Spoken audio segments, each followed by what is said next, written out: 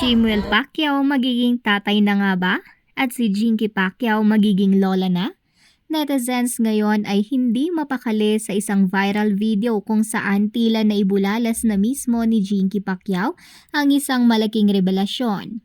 Sa isang simpleng usapan, isang bitaw ng salita lang, magiging lola na ako ang siyang naging mitsa ng mas matinding espekulasyon tungkol sa estado ng relasyon ng kanilang panganay na si Jimwell sa kanyang girlfriend.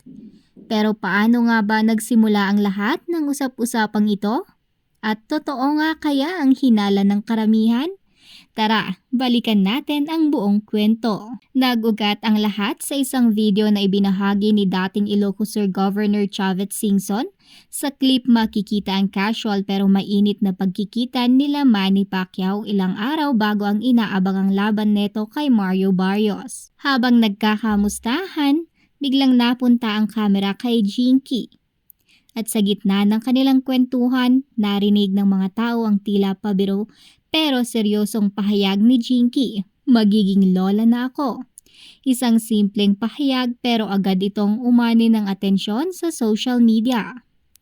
Ang tanong ng marami, nagbibiro lang ba si Jinky o may nais lang siyang iparating ng hindi direkta?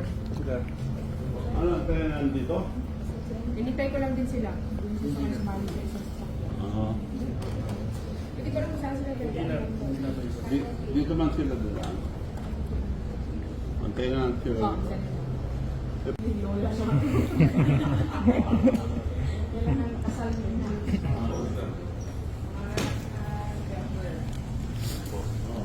Unahan ka. Ikaw ba susunod? Sir, picture po. Picture po sila, ma'am. 1, 2, 3. One more po. 1, 2, 3. Dito po. Dito. 1, 2, 3. Thank you.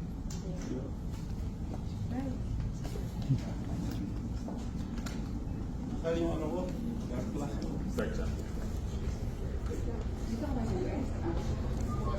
Matapos lumabas ang video ni Chavez, hindi nagtagal ay nagpost si Jinky ng larawan mula sa kanilang family dinner sa Los Angeles. Sa caption ni Jinky, mababasa ang "Tonight deserves something special. Family dinner time, cherishing family moments." Kasama sa dinner ng buong Pacquiao family at ang pamilya ng kanyang girlfriend ni Jimwell. Wala mang direktang kumpirmasyon pero mas malinaw sa mga netizens na may formalidad ang ganap, parang pamamanhikan kumbaga sa tradisyon ng Pilipino. At higit pa rito, ang isang napansin ng maraming mata ang tila pagbubuntis ng babae sa larawan. May ilang kuha kung saan bahagyang natatakpan ang tiyan at may mga anggulo na tila may baby bump. Hindi tuloy maiwasan ng netizens na ikonekta ito sa sinabi ni Jinky na magiging lola na siya. Si Jimwell Pacquiao, bagamat showbiz at sports scene na rin, ay kilala sa pagiging pribado pagdating sa kanyang love life. Mula nang malink sa ilang personalities noon, naging tahimik na siya sa usapin ng relationships. Kaya't itong latest development ay talagang nakakagulat para sa mga fans. Dagdag pa rito, hindi rin basta-basta ang isang family introduction gaya ng nakita natin sa US. Sa kulturang Pilipino, kapag pinakilala mo na ang pamilya ng kasintahan sa iyong magulang at sabay kayong kumain sa isang formal na hapunan, madalas may kasunod na proposal o kasal. At ngayon, kung totoo ngang may pagbubuntis na nagaganap, mas lalo itong nagiging makabuluhan, hindi lamang para kay Jimwell po, kundi para sa buong Pacquiao clan. Ang mga fans at netizens ay hati ang reaksyon. May mga sobrang tuwang-tuwa at excited para sa bagong chapter ng buhay ni Jimwell.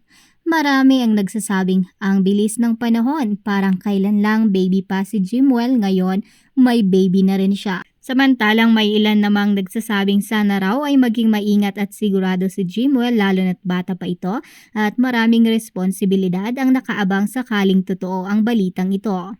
Pero sa dulo, karamihan ay bumabati ng congratulations Pacquiao family. panibagong blessing ito. Kung totoo ngang magiging lola na si Jinky Pacquiao, isa na namang milestone ito para sa isa sa pinaka tinitingalang pamilya sa bansa. Mula sa humble beginnings ni Manny hanggang sa pagiging boxing legend at senador. Ngayon ay panibagong kwento ang pamilya, ang pagiging lolo at lola. Nakakatuwang isipin na habang patuloy na lumalaban si Manny sa loob ng ring, si Jimwell naman ay tila lumalaban sa panibagong yugto ng buhay, ang pagiging ama. Isang panibagong kabanata na puno ng pag-asa, excitement at syempre pagmamahal ng pamilya.